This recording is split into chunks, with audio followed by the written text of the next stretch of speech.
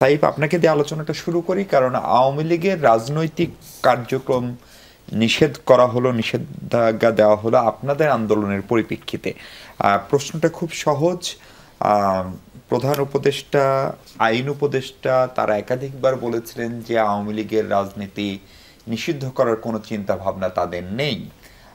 হঠাৎ করে এই সরকারের ক্ষমতায় থাকা অবস্থায় রাষ্ট্রীয় প্রোটোকল ব্যবহার করে সাবেক রাষ্ট্রপতি আব্দুল হামিদ অ্যাডভোকেট তিনি বিদেশ চলে যাওয়ার পর আপনারা একটা আন্দোলন শুরু করলেন এবং সেই আন্দোলনে আপনি একটা সময়সীমা দিলেন, এমনকি সময়সীমাটা ঘন্টার হিসেবেও দিলেন যে 1 ঘন্টার ভিতরে ঘোষণা না আসলে আপনারা যমুনার দিকে যাবেন। এবং আমরা দেখলাম তার আগেই উপদেষ্টা পরিষদের বৈঠকে বসলাম, 2.5 ঘন্টা 2 ঘন্টার মধ্যে সিদ্ধান্ত আসলো। ফলে আওয়ামী লীগের এই কার্যক্রম নিষিদ্ধ করে আসলে এনসিপি রাজনৈতিকভাবে কতটা অর্জন করলো? দেখুন, আসলে এটা এনসিপির অর্জনের থেকে আমি বলবো যে বাংলাদেশে আপামর জনগণের যে একটা আকাঙ্ক্ষা ছিল সেটার আসলে বাস্তবায়নের একটা ফার্স্ট স্টেপ কালকে এসছে। এটা আমি বলবো যে জনগণ এবং জুলাই অভ্যুত্থানে গণঅভ্যুত্থানে যারা আহত ছিলেন, যারা নিহত হয়েছেন তাদের পরিবারের জয় আমি বলতে চাই।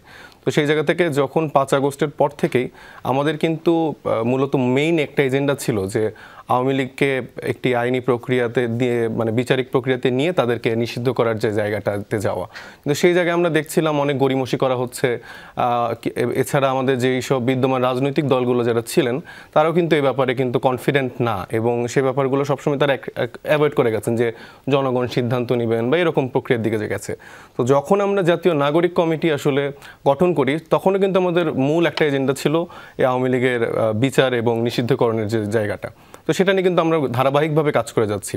আপনি জানেন যে এনসিপি গঠন করার পর থেকে ঈদের সময়টায় আমাদের তখন সেরকম কার্যক্রম ছিল না, কিন্তু এর পরবর্তীতেই কিন্তু আমরা গত সপ্তাহে কিন্তু ঢাকা মহানগর 2 তারিখে আমরা কিন্তু একটা বড় সমাবেশ করি এই মানে বিচারিক প্রক্রিয়া এবং আওয়ামী লীগের নিষিদ্ধকরণের দাবিতে। সেখানে কিন্তু মানুষের ব্যাপক একটা সাড়া ছিল, এবং আমরা যখন দেখলাম যে আসলে 5 আগস্টের পরেই ক্যান্টনমেন্টে 700-র অধিক আসলে আওয়ামী লীগের বড় বড় রাঘব বোয়ালরা যেখানে লুকিয়েছিল এবং কিভাবে তারা পালাচ্ছে সেই বিষয়টা নিয়ে কিন্তু আমরা বেশ সন্দিহান ছিলাম। আমরা দেখতে পাচ্ছিলাম যে সরকারি বিভিন্ন লোক, তারপরে বিএনপি বা অন্যান্য রাজনৈতিক দলের সাথেও কিন্তু লিয়াজু করে কেউ কেউ সেফ এক্সিট কিন্তু পেয়ে যাচ্ছিল।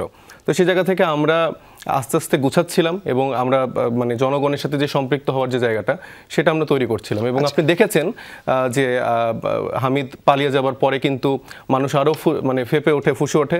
এবং আমাদের দলের কেন বলছেন, মানে এয়ারপোর্ট দিয়ে কি পালিয়ে যাওয়া যায়? মানে পুলিশ প্রোটোকল, ওনার পাসপোর্টের সিল, উনি কূটনৈতিক পাসপোর্ট ইউজ করেছেন, নাকি তাকে পালিয়ে যেতে কেউ সহায়তা? আমি এটাকে পালিয়ে যাওয়াই বলবো, কারণ আমার ওই কাঠামোগত জায়গা থেকে আসলে সেই সব সুযোগ করে দেওয়া হয়েছে।